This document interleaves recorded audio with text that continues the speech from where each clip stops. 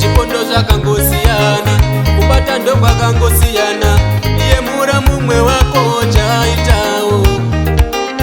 Sipondo zvakangosiyana, kubata ndo kwakangosiyana, iye mura wo mumwe wako.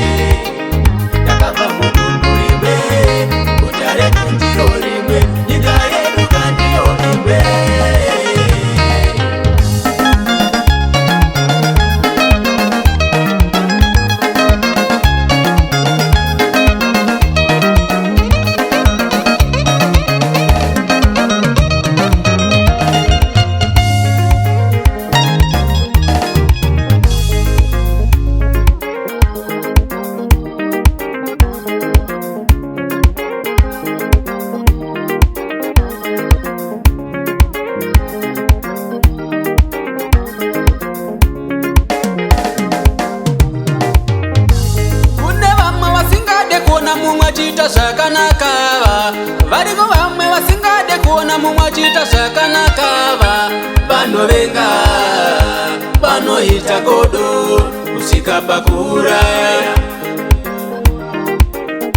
Kaini wamuita seAbheri kamunun'una wako anofadza Mwari, anodiwa naMwari, ndozvandirwadza saka ngaafe. Kaini wamuita seAbheri kamunun'una wako anofadza Mwari, anodiwa naMwari, ndozvandirwadza saka ngaende. Madziko mamamuita seko Josefa kumutengesa kuvatorwa anofadza Mwari, zvanorota zvinoitika ndozvatirwadza saka ngaende.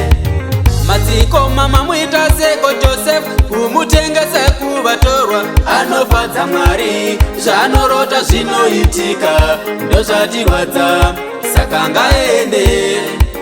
Jerira wamuita seiko Samusoni, murume wako anofadza Mwari, simba rake rinobva kudenga ndozvatirwadza, saka ngafe.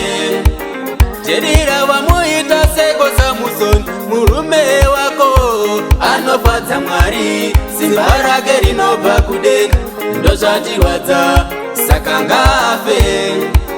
Judasi mamuita seiko Jesu mwanakomana wa Mwari anofadza Mwari, zvanoita zvinobva kudenga ndozvatirwadza, saka ngaende. Judasi wamuita seiko Jesu kumutengesa anofadza Mwari, zvanoita zvinobva kudenga ndozvatirwadza, saka ngaende.